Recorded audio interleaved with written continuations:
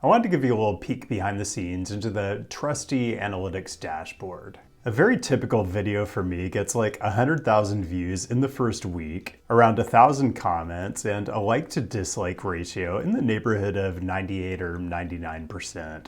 This is a nice, comfortable zone for me. It means I'm reaching my usual audience, people who generally understand where I'm coming from. Well, the recent video I did on the Vegas loop appears to have broken containment because it's got like an order of magnitude more views, which is fine, but along with that, thousands more comments than usual and a significant number of viewers who decided to smash the dislike button. What all this means is I absolutely had to go through the entire comment section to try to wrap my head around exactly what happened. So today I'm going to go through the most upvoted comments, really useful comments that brought up aspects of the Vegas loop that I omitted from the video, comments I just thought were funny, and most importantly, lots and lots and lots of comments from haters.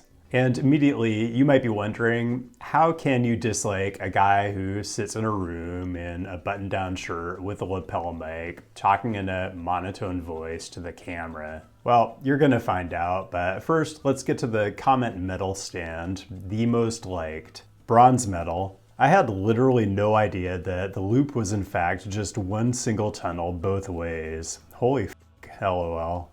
Okay, not completely true, which I was hoping I made clear in the video. There are two tunnels, one for each direction, within the convention center, which is the busiest part of the system. But yeah, the other pieces that are opening, as this thing gets built out at an extremely slow pace, are pretty laughable.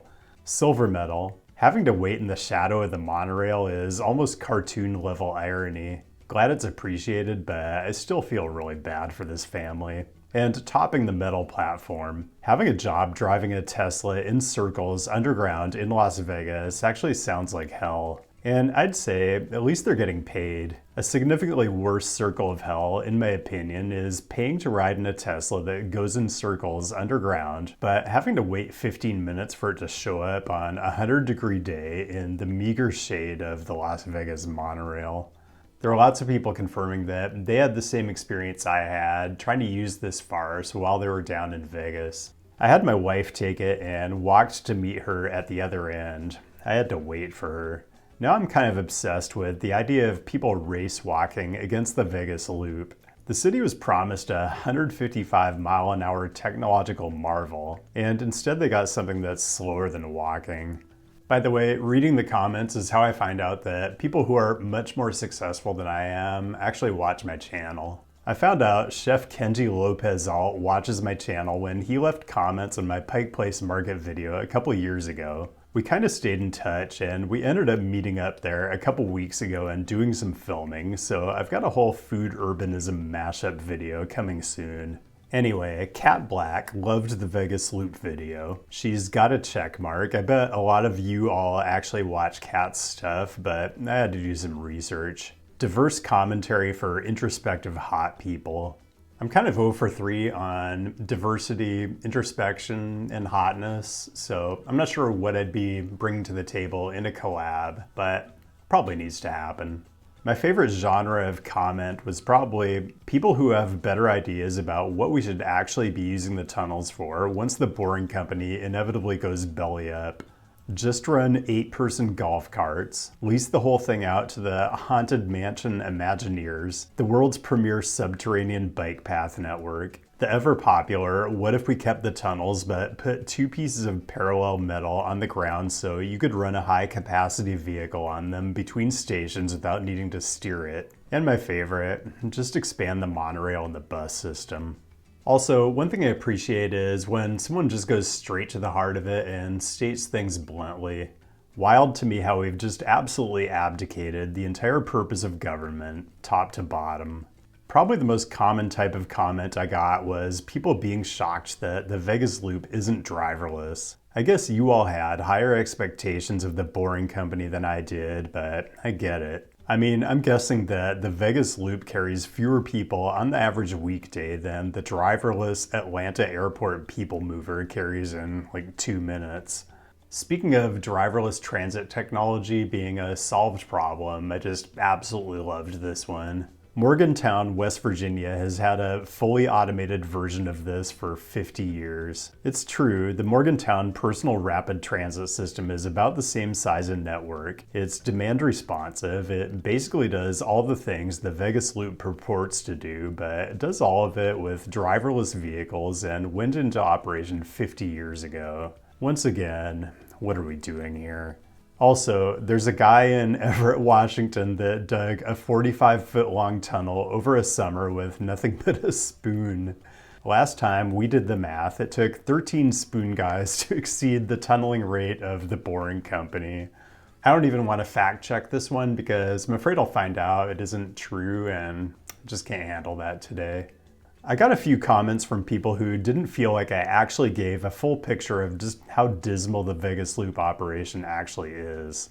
Must be awful driving in those tunnels. The road is not even smooth by the looks of it. And that is true. I don't know if the video I took does justice to how weirdly uneven the grading is on the tunnel roadbed, but yeah, it's not great. I feel like a roadway construction contractor would never work again if they delivered a product at this level of finish. And then someone decided to add some color to the whole protocol around payment and interacting with the driver. I'd just add, not only do you have to tell the driver which station you're trying to get to, you have to actually hand them your phone with the QR code open on the screen so they can scan it on the reader they have attached to their dash. This is the state of the art in 2025, you guys. Also, I failed to mention current events. Had a conversation with a driver about whether or not anyone has just walked into the tunnels, and he mentioned that only the week before a few skateboarders were in there, a driver wasn't paying attention and hit 2 of them. This was actually something I heard about while I was down in Vegas and just totally forgot to include. In fact, there have been a ton of trespasses and intrusions into the system, which I guess is bound to happen when your tunnel entrances look like this. Okay, next up, I have to address a bunch of comments from people who just didn't appreciate that I had anything critical to say about the Boring Company at all, so buckle up. While you're here, engage the various screen elements. You know, the dislike button is a pretty solid option, and there's no such thing as bad engagement. Well, actually, there probably is. I'll let you decide for yourself. So one thing about having a video that manages to achieve escape velocity is I just get loads and loads of comments from people who have never been exposed to my first-rate presentation skills. For example, I love the content, but I think you could spend time with some elocution training. You have occasional cases of some mild uptalk and pausing in the middle of sentences and running on at the end of sentences. I think this is all true, but unfortunately, elocution training is not included in YouTube's generous benefits package, so I think you're kind of stuck with me the way I am. Your inflection should be criminal, which I think is actually a mainstream opinion. Impossible to watch beyond 15 seconds with that voice cadence. I can't even argue with this because it's literally in the analytics. Like, over a quarter of people bail on this video in the first 30 seconds. I've made my peace with it though. I mean, what am I gonna do? Feed my script into an AI voice generator and use that for the audio track? I guarantee you no one wants that. Well, almost. I feel like there's major overlap in the Venn diagram of people who don't like my style and people who just don't like what I have to say. The irony of complaining about a company that is going nowhere and takes a long time getting there is that it also describes this video. It seemed to me that the 22-minute video was 8 minutes of promoting things and 16 minutes of very dry talk about a transport service that you don't like. I'm not sure that math checks out, but there was definitely 8 minutes of self-promotion in the video, and I don't apologize for it. Mostly though, my comments are just loaded with Boring Company apologists. I can never figure out why people feel like they have to go on the internet and defend the honor of a billionaire, but that's where we're at. This guy. The objective of the Boring Company is to create a tunnel boring machine that is significantly cheaper to run than any other. Yes, it is exponentially cheaper to drill small diameter holes that don't allow for any sort of useful emergency egress. Some excuses for why the vehicles aren't driverless. Sure, Tesla's self-driving is bad, but have you really looked into Waymo? And some excuses for why the build out of the loop is way behind schedule. This one's even worse. This project was mostly privately funded and could be looked at as a beta/pilot. This is intended to find inefficiencies. I could be wrong, but I don't think this was pitched to Clark County or the city of Las Vegas as a beta test. But if it was, that would be pretty outrageous. To be fair, if the government tried to do this, you'd have maybe 2 stations in twice the time. Curious to see how it looks in another 5 years. I'm hopeful. If the government tried to do this, it would actually have 0 stations because any kind of legitimate alternatives analysis would have revealed how comically stupid this thing is compared to a conventional transit system. This person says Tesla full self-driving is actually good as long as you have all the new equipment and software, which, unlike the previous versions apparently, is awesome and super reliable. The only thing I worry about is keeping my eyes on the road, but not because it's dangerous not to. The nag system in the car will turn off access to full self-driving if you look away from the road too much. And the temptation to look away is constant because I feel so safe. Just your daily reminder that the overall safety of our transportation system is determined by the judgment of the least safety-conscious people using it. I don't know you, and I'm not familiar with your content, but you seem to be awfully negative about the Vegas Loop and interjecting your personal feelings like this is a hit piece geared directly at the CEO of Tesla Inc. I'm not saying your analysis is incorrect, but to me it's obvious that you have some type of personal animus.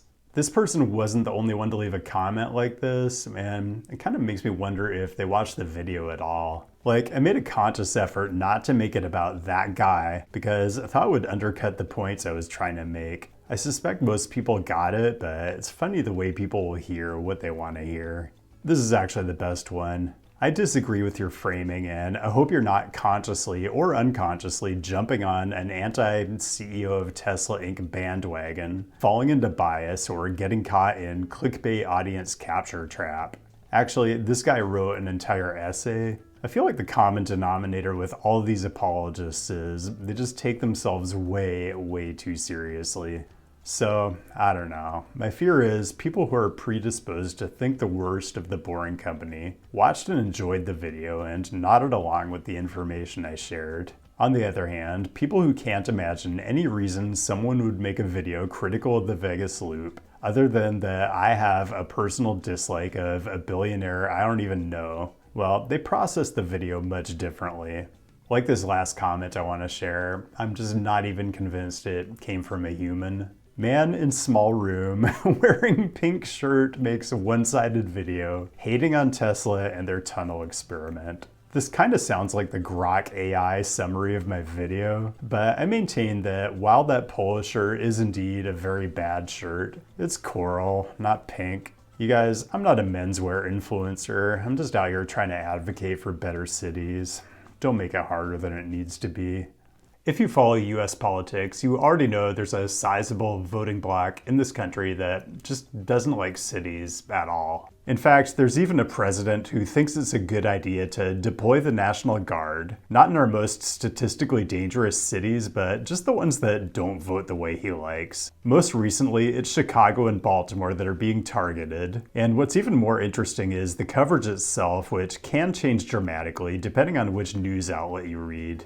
Thankfully, today's sponsor, Ground News, makes it easy to sift through these narratives. They're a website and app designed to make reading the news easier and more data-driven. Every day, they collect thousands of articles from all over the world and arrange them by story, complete with visual breakdowns of the reporting bias, reliability, and ownership, all backed by ratings from 3 independent news monitoring organizations. Let me show you how it works. Here's a story about Trump walking back his war rhetoric with Chicago. Right away, you can see that over 150 news outlets reported on the story. Below that, you can see most of the reporting is from the left and center, and that it's being underreported by the right. They also make it very easy to compare headlines to see how these biases might impact the reporting. On the left, you have many headlines referencing the public pushback, while on the right, many of the headlines are focused on triggering liberals.